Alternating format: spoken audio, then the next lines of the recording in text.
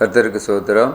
மிகவும் பிரியமானவர்களே, கர்த்தருடைய வார்த்தையை உங்களிடத்தில் பகிர்ந்து கொள்ளும்படி ஆமென் இயேசுவின் நாமத்தினாலே நான் வந்திருக்கிறேன்.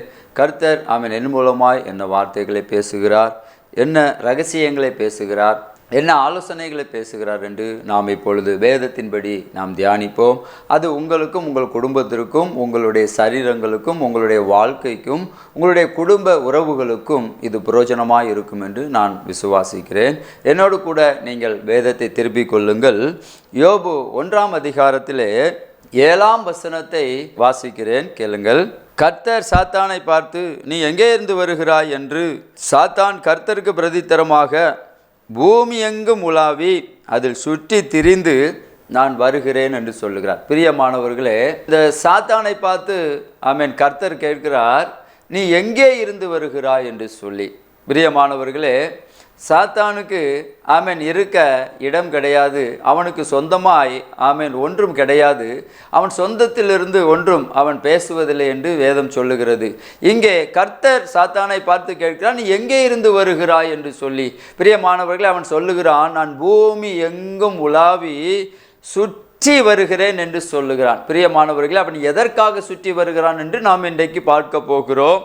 என்ன காரணத்திற்காக அவன் சுற்றி வருகிறான் என்று நாம் இன்றைக்கு அதை குறித்து தான் நாம் தியானிக்க போகிறோம். கர்த்தரே சாத்தானை பார்த்து கேட்கிறார், நீ எங்கே இருந்து வருகிறாய் என்று சொல்லி. அவன் பூமி எங்கும் நான் உலாவி நான் சுற்றி கொண்டே இருக்கிறேன். அவன் எதற்காக சுற்றுகிறான்? இன்றைக்கு நீங்கள் ஆமென் எதற்காக சுற்றுவீர்கள்? வேலை இல்லாதவர்கள் ஆமென் கிரிக்கெட் விளையாடும்படி, ஃபுட்பால் விளையாடும்படி, டென்னிஸ் விளையாடும்படி, கேரம் போர்டு விளையாடும்படி, அல்ல ஏதோ ஒரு கேம் விளையாடும்படியாக நாம் உலக பிரகாரமாக சுற்றுவோம். ஆனால் இங்கே பிசாசு சுற்றுகிறான் எதற்காக என்று தான் இன்றைக்கு நாம் பார்க்க போகிறோம். ஒரு வேளை இதை பார்த்து கொண்டிருக்கிற உங்களுக்கும் கூட ஆமென் இப்படிப்பட்ட காரணங்கள், இப்படிப்பட்ட பலவீனங்கள், இப்படிப்பட்ட வியாதிகள், இப்படிப்பட்ட ஆமென் மந்திரங்கள், இப்படிப்பட்ட செய்வினைகள், இப்படிப்பட்ட ஆமென் காரியங்கள் உங்கள் வாழ்க்கையிலும் கூட இருக்கும் என்று சொன்னால் இன்றைக்கு நீங்கள் அதை அறிந்து கொள்ள வேண்டும். சாத்தான் உங்களை சுற்றி வருகிறான், சாத்தான் உங்களை சுற்றி வளைத்திருக்கிறான் என்று தான் பார்க்க போகிறோம். ஆகவே தான் கர்த்தர் அவனிடத்தில் தெளிவாய் கேட்கிறார், நீ எங்கே இருந்து வருகிறாய் என்று சொல்லி. அவன் அங்கே இருந்து வந்து எதற்காக சுற்றி வந்தான் என்று தான் இன்றைக்கு நாம் பார்க்க போகிறோம். என்னோடு கூட மத்தேயு 17ஆம் அதிகாரத்தை நீங்கள் திருப்பிக் கொள்ளுங்கள்.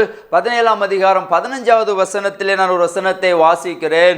சாத்தான் எதற்காக சுற்றி வந்தான் என்று இப்பொழுது நீங்கள் அறிந்து கொள்ளலாம். மத்தேயு 17:15வது வசனத்தை நான் வாசிக்கிறேன். ஆண்டவரே, என் மகனுக்கு இரங்கும், அவன் சந்திரரோகியாய் கொடிய வேதனைப்படுகிறான். அடிக்கடி தீயிலும் அடிக்கடி ஜலத்திலும் அவன் விழுகிறான். பிரியமானவர்களே, உங்களை அழிக்கும்படி, என்னை அழிக்கும்படி, உங்கள் குடும்பங்களை அழிக்கும்படி, ஆமென் உங்களுடைய பிள்ளைகளை அழிக்கும்படி, உன் பிசினஸ்களை உடைக்கும்படி, உன்னுடைய குடும்ப உறவுகளை அழிக்கும்படி, உன்னுடைய வாழ்க்கை தரங்களை கெடுக்கும்படி, உன்னுடைய பிளானிங்கை, உன்னுடைய ஆமென் ஐடியோக்களை, உன்னுடைய ஞானங்களை, அறிவுகளை அவன் உடைக்கும்படி, கெடுக்கும்படி, பிரிக்கும்படி, அழிக்கும்படியே அவன் சுற்றி வருகிறான் என்று இந்த வேதத்தின் மூலமாய் நான் பார்க்கிறோம். இங்கே ஒரு அன்பு தகப்பன் தன் மகனுக்காக இறங்கும் என்று சொல்லுகிறான். பிரியமானவர்களே, நீங்களோ நானோ அடிக்கடி போய் தண்ணீரில் விழுவோமா? சாகலாம் என்று சொல்லி இல்லை. அடிக்கடி தீயிலே போய் விழுவோமா? இல்லை, விழமாட்டோம். ஆனால் இங்கே ஒரு தகப்பன் தன் மகனை பார்த்து சொல்லுகிறான், என் மகனுக்கு இறங்கும் என்று சொல்லி. பிரியமானவர்கள், அதில் அந்த தகப்பன் ஒரு ஆமென் லைனை அழகாய் சுட்டி சொல்லி இருக்கிறார். நான் அதை உங்களிடத்தில் வாசிக்கிறேன். ஆண்டவரே, என் மகனுக்கு இறங்கும், அவன் சந்திரரோகியாய் கொடிய வேதனைப்படுகிறான். அடிக்கடி. பிரியமானவர்களே, இதைத்தான் இன்றைக்கு உங்கள் மத்தியிலே ஆமென் நான் பேசுகிறேன். இன்றைக்கு உங்களுக்கு விடுதலை வேண்டுமா? அடிக்கடி வருகிற ஆபத்திலிருந்து விடுதலை வேணுமா? அடிக்கடி உங்கள் குடும்பத்திலே ஆமென் சாக வேண்டும், ஆமென் நான் மரிக்க வேண்டும் என்று சொல்லி இருக்கிற பிரச்சனையில் உங்களுக்கு விடுதலை வேண்டுமா? அடிக்கடி நான் உன்னை டைவர்ஸ் பண்ணுவேன், உன்னை டைவர்ஸ் பண்ணுவேன், ஆமென் நீ எனக்கு வேண்டாம் என்று சொல்லி இந்த வார்த்தையிலே நீங்கள் விடுதலையாக வேண்டுமா? அடிக்கடி நீங்கள் பிரயோஜனப்படுத்துகிற, அடிக்கடி மரணத்தை சந்திக்கிற, அடிக்கடி ஆமென் டைவர்ஸ் என்று பேசுகிற, அடிக்கடி அடிக்கடி ஆக்சிடென்டை பண்ணுகிற, அடிக்கடி உன் சரீரத்திலே வியாதிகளை ஆமென் கொடுக்கிற இந்த பிரச்சனையிலிருந்து அடிக்கடி தீயிலும் தண்ணீரிலும் என் மகன் சாக போகிறான் தகப்பனே, என் மகனுக்கு இறங்கும் என்று சொல்லுகிறார். பிரியமானவர்களே, இன்றைக்கு இன்றைக்கு அடிக்கடி உனக்கு மந்திரம் செய்கிறார்களா? அடிக்கடி உனக்கு ஆக்சிடென்ட் நேருகிறதா? அடிக்கடி நீ ஹாஸ்பிட்டலில் போயிட்டு நீ அட்மிட் ஆகிறாயா? அடிக்கடி உன் குடும்பத்திலே சண்டை வருகிறதா?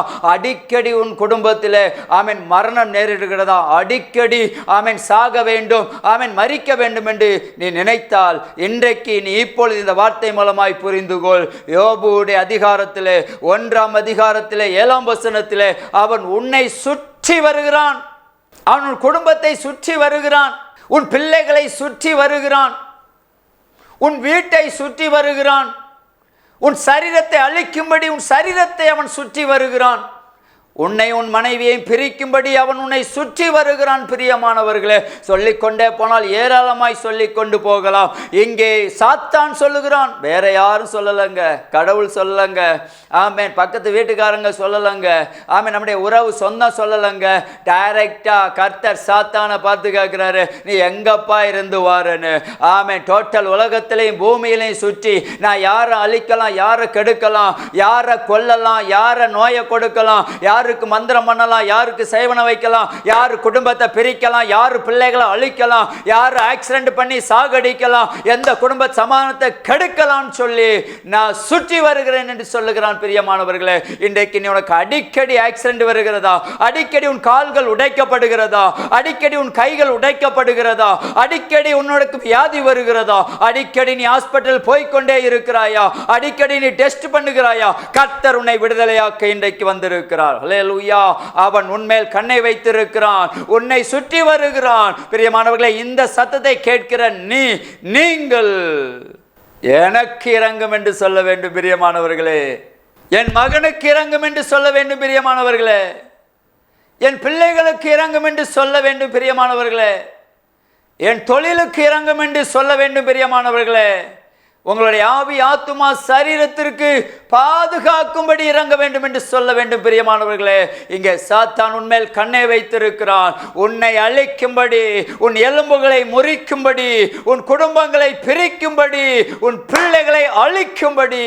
பிரியமானவர்களே, இங்கே ஒரு மகனுடைய தகப்பன் சொல்லுகிறார், என் பிள்ளைக்கு இறங்கும். அடிக்கடி பாருங்களேன், அடிக்கடிங்க நம்மனா அடிக்கடி கீழே விழுவோம். நடந்து போகும்போது கல் தட்டும், முள்ளு குத்தும், பிரேக்கு பிடிச்சா கீழே வலிக்கி விழுவோம். ஆனால் இங்கே ஒரு தகப்பன் சொல்லுகிறார், என் மகன் அடிக்கடி தீயிலையும் தண்ணீர்லையுங்க. அல்லேலூயா. நம்ம தண்ணீரில் குளிக்கலாங்க, ஸ்விம்மிங் பூல் கடலில் குளிப்போம். ஆனால் தீயில உங்களால் குளிக்க முடியுமா? ஒரு தகப்பன் சொல்லுகிறான், என் மகன் அடிக்கடி தீயிலும் அடிக்கடி ஜலத்திலும் மூழ்கி விடுகிறான் என்று சொல்லி. பிரியமானவர்களே, இன்றைக்கு நாம் பார்க்கிறோம், அடிக்கடி உனக்கு ஆபத்து நேரிடுகிறதா? அடிக்கடி உன் குடும்பத்திலே சண்டை வருகிறதா? அடிக்கடி உனக்கும் மனைவிக்கும் பிரிவினை வருகிறதா? அடிக்கடி நீ ஹாஸ்பிட்டலுக்கு போய் கொண்டிருக்கிறாயா? பிரியமானவர்களே, இந்த சத்தத்தை கேட்கிற நீங்கள் எனக்கு இரங்கும் என்று இந்த அன்பு தகப்பனை போல நீ இப்பொழுது கேட்பாயானால், இந்த செய்தியை கேட்டுக்கொண்டு இருக்கிற நீ யாராக இருந்தாலும், எப்படிப்பட்டவனாக இருந்தாலும், அவன் மரணத்துக்கு நியமிக்கப்பட்டவனாக இருந்தாலும், உன்னை விடுவிக்க என் தேவன் உன்னோடு பேசிக் கொண்டிருக்கிறார். இந்த அன்பு தகப்பன் தன் மகனுக்காக சொல்லுகிறார், தகப்பனே, கர்த்தாவே, இயேசுவே, என் குமாரனுக்கு இறங்கும் என்று சொல்லுகிறார். பிரியமானவர்களே, நாங்கள் ஒரு வீட்டுக்கு ஜெபிக்க போயிருந்தோம். அவங்க ஒரு பெரிய சபைக்கு தான் போகிறாங்க, 1000-2000 பேர் இருக்கிற சபைக்கு போகிறாங்க.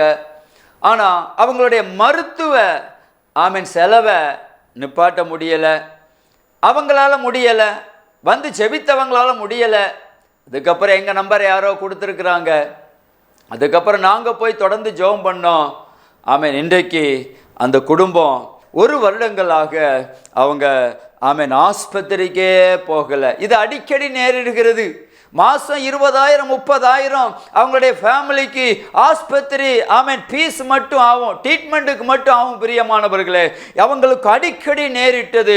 ஆனால் இப்பொழுது சொல்லுகிறார்கள், பாஸ்டர், எங்களுடைய வாழ்க்கையில், எங்களுடைய குடும்பத்தில் ஒரு 6 மாதமாக நாங்கள் ஹாஸ்பிட்டலுக்கே போகலை. நீங்கள் ஜெபித்ததுனால கர்த்தர் எங்களுக்கு விடுதலை கொடுத்தாரு. நாங்களும் உருக்கமாக ஜெபித்தோம். ஆண்டவரே, எங்களுக்கு மருத்துவ செலவை நிறுத்துங்க.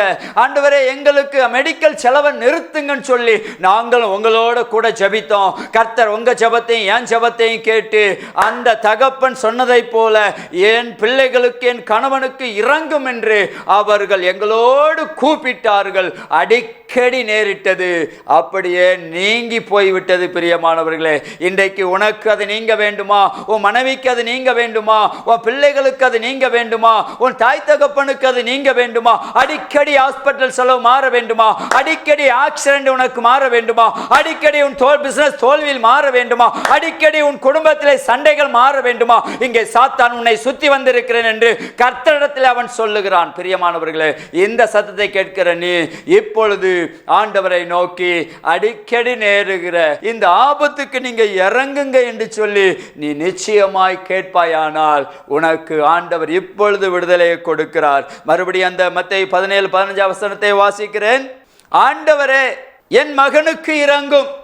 பாருங்களேன், பாயிண்டே என் மகனுக்கு இறங்கும். இப்போ நீங்களா இருந்தால் என்ன கேட்பீங்க? எசப்பா அந்த வியாதியை மாற்றும், கேன்சர் வியாதியை மாற்றும், கட்டியை மாற்றும், ஐயோ டாக்டர் மூலமாக அற்புதங்களை செய்யுங்க ஆண்டவரே, எனக்கு இப்போ ஹாஸ்பிட்டலுக்கு கொண்டு போவதுக்கு பணத்தை எனக்கு தாங்க, எனக்கு நல்ல ஒரு ஆட்டோவை தாங்க, வாகனத்தை தாங்க, நாங்கள் சுகமாக போயிட்டு சுகமாக வரணும் அப்படின்னு நம்ம ஸ்டேட்மெண்ட் வைப்போம் கர்த்தரிடத்தில். ஆனால் இந்த அன்பு தகப்பனோட பிள்ளைக்காக என்ன ஸ்டேட்மெண்ட் வைக்கிறார் தெரியுமா? வாசிக்கிறேன், கவனமாய் கேளுங்கள்.